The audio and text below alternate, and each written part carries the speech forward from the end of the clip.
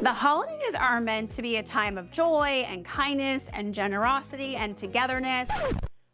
That's not this holiday season, I don't think. But for too many of us, the holidays are tinged with dread.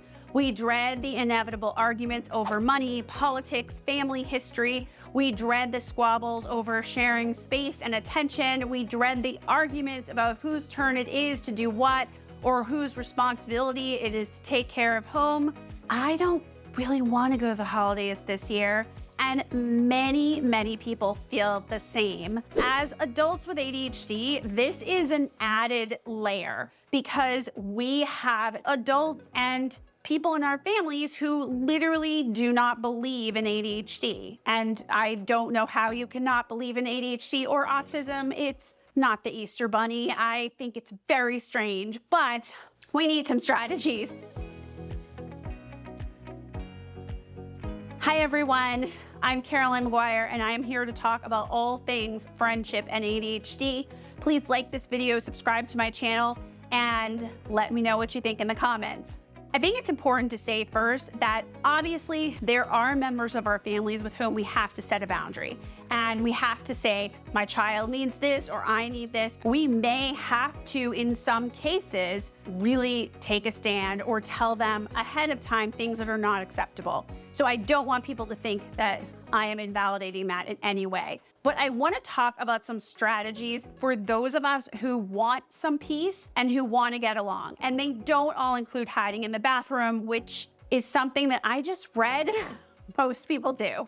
So this holiday season, instead of banning topics, institute rules of respect instead. In my practice, one of the things I do is teach kids how to listen to each other, to show respect to peers, and to practice skills of empathy. And by the way, they do it better than adults. And it's all about what you want. So I think the first thing is to set some intention. Like as we enter the holiday season, to think about what is the relationship you want with certain people and what is your intention. From my perspective, we have suffered from a loss of kindness. One of the most fundamental things in our world used to be kindness. And I think it's really important that we rebuild some of that kindness and that perspective. One of the biggest things that's blocking kindness, in my opinion, is self-regulation. Self-regulation is the idea of managing your body, your mind, your emotions in pursuit of a goal. This skill allows you to resist impulses and control your actions. And for those of you watching, I understand that for people with ADHD, this is very difficult. But I actually find that the ADHD members of the family are not always the ones who are having trouble practicing self-regulation. It's the ability to remember your intention and to sort of slow down and manage your body and your voice. It's an essential skill in all aspects of life. By the way, though, when in doubt, if you have to, take a chocolate Santa, go eat it in the pantry by yourself, makes things much better. Tips to self-regulate and to manage your holiday experience, let's go. 1, make a list and check it twice. Make a list of things your relatives, especially those on the other side of the aisle or who don't necessarily believe in ADHD, have done for you and what they mean to you. During your holiday conversations, validate their feelings and emotion. And if you agree or disagree, you can say, interesting, I hear you. That must feel hard for you. And assume and remember the best intentions around you. As you express your opinions, remember to focus on kindness, compassion, and respect. And John Gottman's work shows it takes 5 positive interactions to overcome 1 negative interaction. And therefore, it's crucial to remember what you can do to damage your relationship with 1 bad interaction. 2, step into other people's shoes. Taking other people's point of view is incredibly important. Consider what could be going on in this person's life. What is the person's situation? What do we know about their motivations, their values, their intentions? Don't make assumptions about their motivations and perspectives. Get curious and listen without judgment. 3, watch your tone. Oh my God, tone is so hard. Dismissive comments and emotions often bubble up into my tone. I also have what's called an open face, so everything I'm feeling shows in my face. And name calling and zingers will not build a bridge to understanding. If your intention is to speak to your family with respect, take steps like deep breathing, pausing, and saying things in more neutral ways.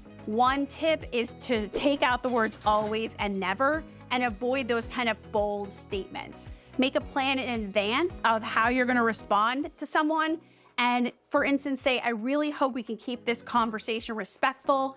I'm hearing you become frustrated. Let's continue to try to understand each other. 4, listen. Really active listening means you are interested in hearing what the other person's point of view is. You are speaking to them, you are listening to them, you are not interrupting, and we are simply being investigators, social spies. A good exercise in advance of a holiday is to consider speaking compassionately and thinking about what that looks like and what your opinions and curious and listening to a person could look like and what it could be for you. And then what does that do for you?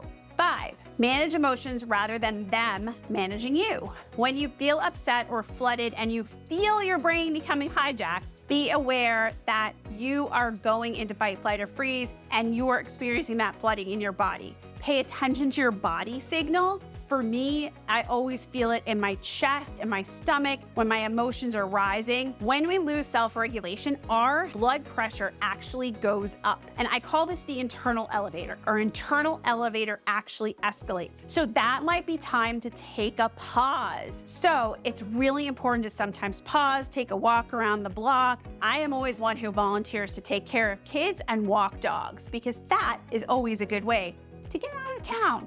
6, don't try to change anyone's mind. Holidays are not about influencing or changing someone's mind, and I just don't think that ever happens. Don't try to educate or change someone's mind. There's no need to cajole, shame, or scold other family members. You might try to understand their side of things, but how you feel about it when you enter probably is how you feel about it with some physical and emotional distance. Return to common ground. There are often areas where you agree and have mutual fondness, whether it's a shared movie, a family memory. Connect around that touchstone.